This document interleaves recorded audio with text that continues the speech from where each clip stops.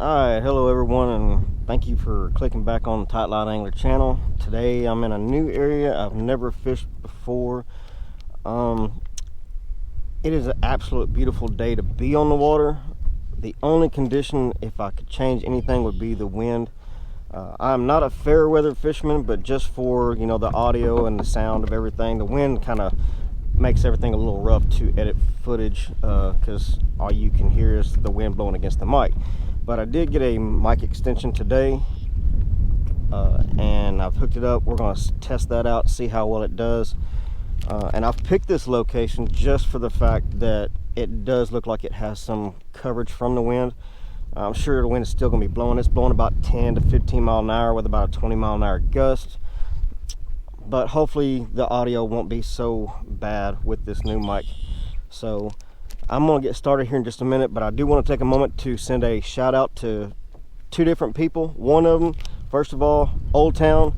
If you guys don't like Old Town, hey, that's understandable. I understand everybody has their own kayaks that they like, but what I loved about Old Town is a situation just like I've had over the last couple months. Been emailing Old Town back and forth. My old drive kind of took a dirt nap on me. Kept showing a error code 30 on it. Could not figure it out. They sent me a new display screen. I tried that out. The error code still showed up. Emailed back and forth with the lady at Old Town. They wound up making the decision to send me a whole new drive free of charge. I just have to send the old one back, and that's just how well Old Town takes care of its customers. I believe they have a lifetime warranty on any Old Town product, whether it be the kayak hull itself or the pedal drive, e-pedal drive, whatever it is. They will replace it, and they are very good at taking care of their customers. The only reason why it took so long is because we were just basically going through a process of elimination, trying to figure out what the issue was, and then they just decided, hey, we're just going to send you a whole new drive, send the old one back, and thank you for being a Old Town customer. So I'm very appreciative of that. Secondly, I want to send out a shout out to a friend of mine who makes bite and fight lures for me. They have always been very, very productive. I usually get a bite every single time I come out on that lure. It's just a lure that works for me. I'm not saying it's the best lure in the whole world, but it's the best lure for me. So I want to send out a shout out to a buddy of mine, Justin Russell, who makes these lures. These are actually a custom color that I thought of, and I told him, I asked him if he could make this color. It's basically kind of like a new penny, but it's root beer color on top, a bone color on the bottom. I'll pull one of them out right quick to show you. This is his jawbreaker. It's basically just your curl tail lure, but still he calls them the jawbreakers, so I'm going to call him what he calls them. But this color here I thought of because for me, I think this area here is going to have some flounder in it and some redfish. I don't know about trout. This will be the first time I've actually fished back in this area. I have fished Pelican Lake, which is back that way, probably about a mile or so. But I just got a funny feeling this lure here is going to attract some fish. Put a chartreuse tail on the end of it, and we're going to see how that works today. We're going to put them in action, put them to the test. I ordered, 5 or 6 packs of this from him. Also, I got them in the haymaker, which is just your basic paddle tail. But his mold that he uses, man, I love it, man. That paddle tail just puts off a wake that every one of these fish have been able to feel and sense. So I think with the color combination and the lure choice, it's just going to be a great choice for today. And it may not be for today. I have no idea. I don't know if the winds are going to be in my favor being back here, but we are definitely going to give it a shot. So hopefully we can get on a fish or two today. Hopefully come out with some great footage, and if it does make it, you'll see it firsthand on the Tightline Angler channel. So thank you, Justin. Thank you, Old Town, for everything y'all have done for me. So there's a little drain right up here I want to start off with, and then we're going to work all the way back. Oops, I think I just see a small gator right up there. Doggone it, I was hoping not to see any of them today. But we are going to start here with this drain and work our way back to the back area, and hopefully we don't see any bigger alligators. Let's get this tied on real quick. We're going to take one of each and put it on a rod. We're going to start off with this one here. I think we're gonna put the curl tail on this one. Basically just using a salty head. Oh, there's a little blow up right there, a small one. But using basically just I think that is a 1/8 ounce salty head jig, and we're gonna throw a jawbreaker on this one, and then I'm gonna put a paddle tail on the other rod. That looks pretty. I like that. All right, let's put this back up. Let's grab the other rod, rig it up real quick. And this one here is a chartreuse 1/8 ounce jig head. Don't ask me why, I just like fishing light. But I'm gonna throw on the root beer float, as he calls them. So we're gonna try it with a chartreuse head and a chartreuse tail. That looks beautiful. Probably gonna throw that one first.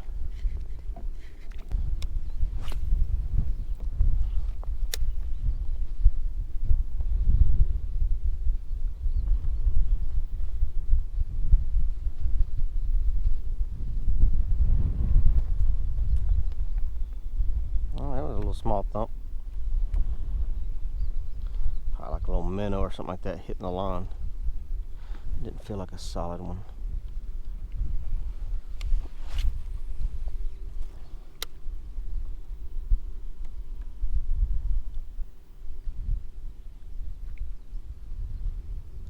Oh, there's a thump. First fish on the new lure, and that does not feel, I don't know what that is. Honestly, that does not feel like a redfish. It is a redfish. It is a redfish. All right. Well, we are not keeping anything today. I was a moron and I ran off and left my stringer. So it's going to be a catch and release day. I knew I saw a fish in there.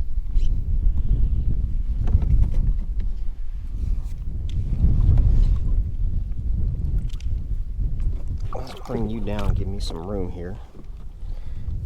This guy's not even big enough to even measure, and I probably won't.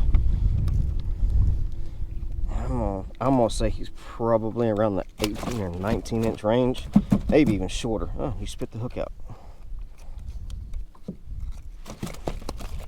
Yeah, just a little small red youth. Let's get that string off of you. Yeah, he hasn't been feeding on much. Okay, buddy, I'm sorry to have to do this to you, but I'm going to have to put that hook back in your mouth because I promised him I'd get some photos.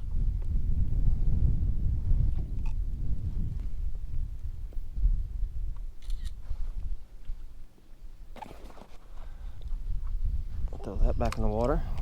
We'll get you back in the water. You're going to be healthy, but you obviously have not been feeding on much because you're very white for a redfish. Well, new area, brand new lure, color, and the first fish on it. Let's see if we can't make a few more of those happen, and I'd be happy.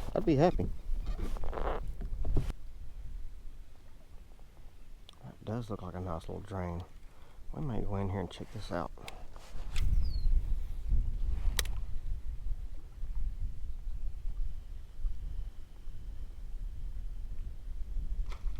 Oh. No, we're not going to go in there and check that out.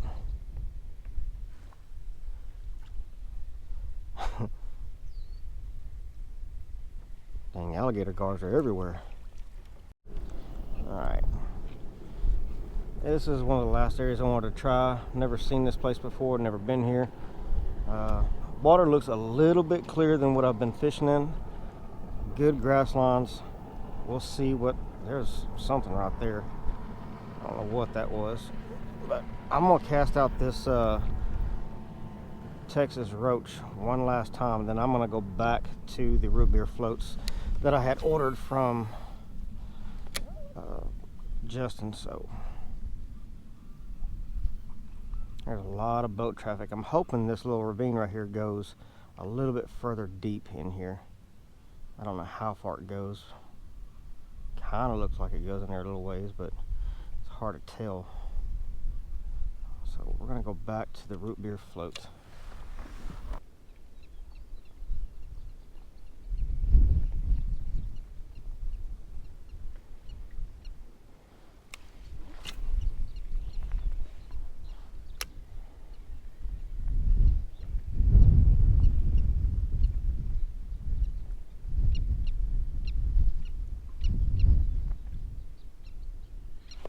There we go. There we are. I thought I saw one coming in here. Easy, do not get cut on. Still not a keeper redfish, but back again on the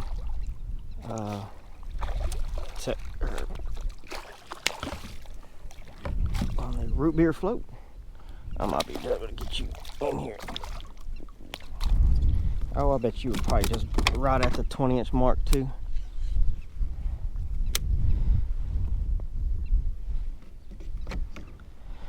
So, kind of a slow day, but all in all, not bad. Let's get a picture of you, send it to Justin.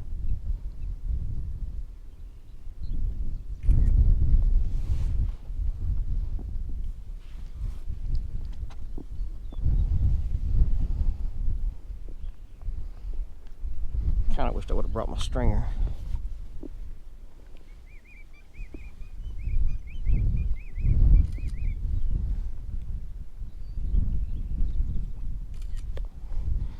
But still, not bad. It's kind of what I was hoping for, to see if these are going to actually work. Alright, big dog. Go tell your mama what I did to you.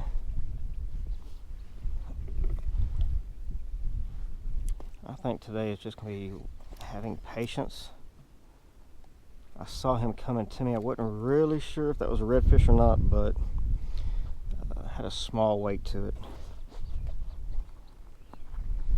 So that is going to be the game plan for the rest of the day, is just kind of sit by some of these oysters and wait and see if you see some sort of sign.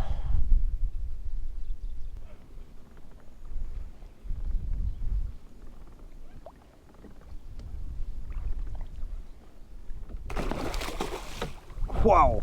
That was cool. Freaking gator guard just jumped in my freaking kayak with me.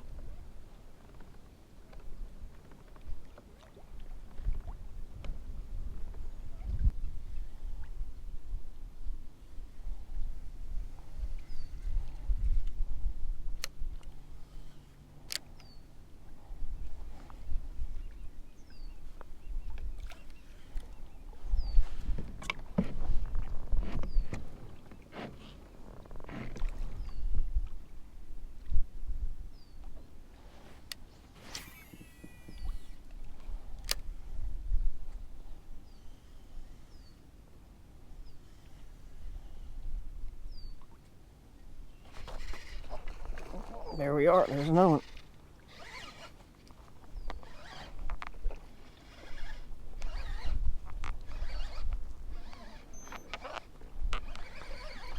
Came straight to me.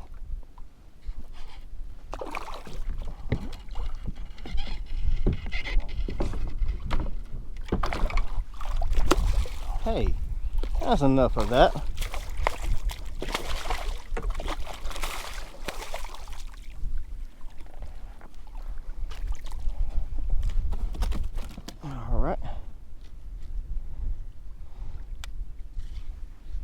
Got it done on the Jawbreaker root beer float. Oh, and I got you through the eyeball. Didn't mean to do that, bud. Shouldn't have been so aggressive.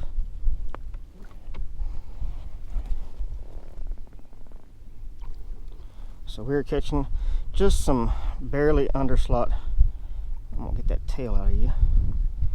And we're gonna get another photo for Justin, Show them how well this thing is doing. We're not catching slot reds. I mean, they're all just under slot. I'm not even going to bother measuring them because I know it's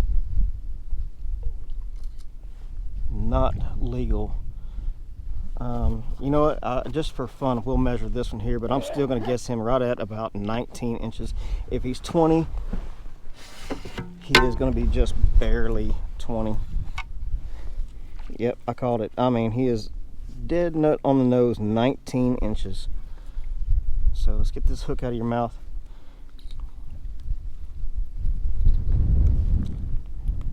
Hopefully you will survive. You might lose an eye. Alright, guy. There you go. So they're chasing all this bait that's coming out of this little drain right here. They're lining up against this oyster reef. I cast out here once, probably about 3 or 4 feet off the oysters, and as soon as it hit the water, it bumped it and then let go. I cast it again and again, same spot, and I mean, it actually took off with it. So we're gonna fish here for a little bit longer. I'm gonna have to change this one out because he destroyed it.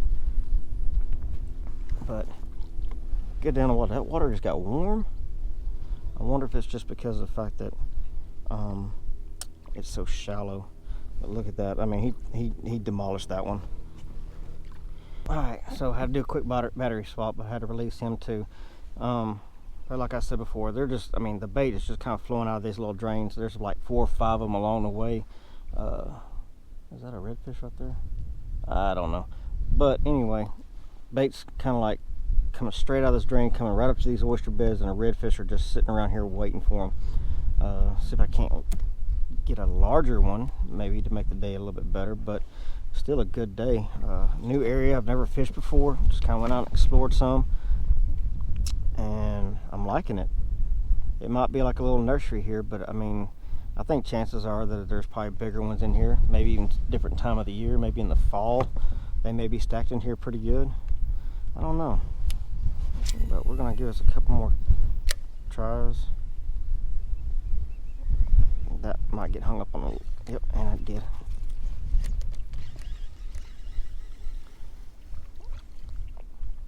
Get hung up on the oyster. And just for anybody who's asked before in the past, I had a few people asking me about the gear that I'm using. Okay, look, it's nothing special. I go through different types of reels. I'm really liking this Shimano SLX DC. It's the 150, but I use Lew's. I use, let's go through them here. Abu Garcia. I like them all. As far as rods, I've gotten into making my own rods, so that's just basically what I use. This is a 7-foot medium light action rod. The only thing different than any other rod that I've ever, seen is I've added an extra 2 more guides, spaced them out a little bit, and it literally just kind of helps me out as far as casting, because I put a lot less effort. There's a lot less strain for that string to go through, and also I've learned with learning to use it, I've got a lot better at pinpointing exactly where I want that lure to go. In the wind it's a little bit more difficult, but when I'm out there chasing redfish and they're tailing and I want to get it right out in front of them with, within about 1 foot or 2 foot, I mean, I'm almost hitting it dead nose. So it's really helped me out a lot. But enough that said, we're going to fish a little bit more along these oyster lines. Alright guys, well that did it for me on the water today. I hope you liked the video. If you did, y'all know what to do. Hit that thumbs up button, hit that subscribe button. I want to send one last shout out. Justin, hey dude, thanks a lot for these, man. These were a custom order that I had asked him to make. It's pretty much like a new penny. He calls them root beer float. It's root beer on top, bone color on the bottom, black and gold flakes with a chartreuse tail. Just had a funny feeling that these colors were gonna work. And they did. Didn't catch, really big redfish today, but still caught redfish in the conditions that I had. It was super windy. The water was like chocolate milk, but they still worked. Y'all guys go check him out on biteandfightangler.com. Y'all can order straight from his website. He's got a Facebook page, Bite and Fight Angler. Here are two of just the top waters that I got from him the other day. Haven't had a chance to use them yet, but I cannot wait. I'm gonna wait for some calmer weather, smoother water, but I just know they're gonna do well. So y'all guys go check him out, and that's it for me. Y'all guys be safe out there in the water or whatever it is you do, and we will see you down the line. Thanks for watching as always.